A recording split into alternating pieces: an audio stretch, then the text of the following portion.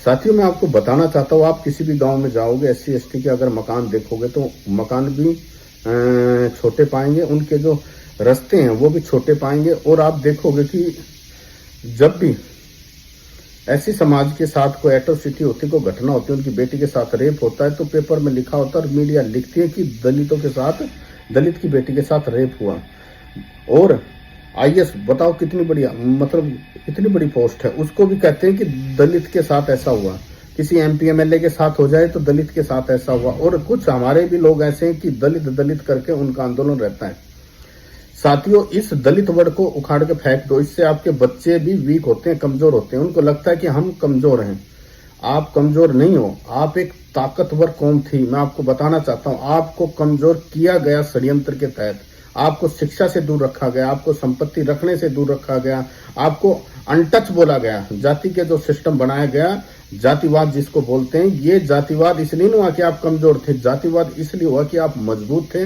और आपको जातियों में बांटने का काम इसलिए हुआ कि मजबूत कौम को जब तक ये लोग हिस्सों में नहीं बांटते, तो जब ये लोग कामयाब नहीं हो पाते। आपको जातियों में बांट के ही ये लोग कामयाब हुए। इनको पता है कि राजाशाही जो कौम रही है, मजबूत जो कौम रही है, अगर वो इकट्ठी रही तो तुम्हें हिला देगी। तुम क्या जातिवाद करते? मुट्ठी भर लोग बहुसंख्यक जो जिनकी इतनी बड़ी भारी संख्या रही हो, उनके साथ जातिवाद नहीं हो सकता। साथियों, ये आप जो जातियों में बटे हुए हो, इसका कारण सबसे बड़ा कारण है शेर जैसी कौम दलित के साथ ये कर दिया, दलित के साथ फलाना, दलित घोड़ी में बैठने। क्या है ये आपकी सरासर बेइज्जती है। आप इन षड्यंत्र को समझो।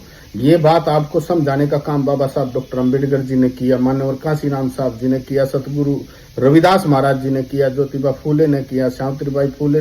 ऐसे बहुजन समाज में जन्मे अनेकों महापुरुष हैं जिन्होंने आपको जगाने का काम किया। लेकिन आप बार बार इन जो षड्यंत्र करते हैं, आपको लगता है कि ये क्या होता है कि इनके पास सब कुछ है।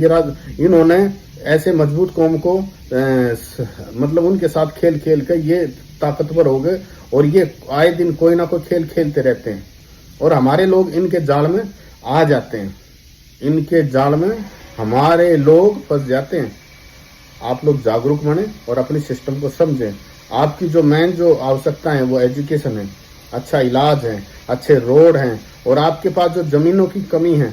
मान्यवर कांशीराम साहब कहते थे, जिसकी जितनी मतलब जो जमीन सरकारी है वो जमीन हमारी है। फिर हमारा जो राजनीतिक जो तंत्र है उसमें मान्यवर कांशीराम साहब जी ने कहा कि जिसकी संख्या भारी उतनी उसकी हिस्सेदारी।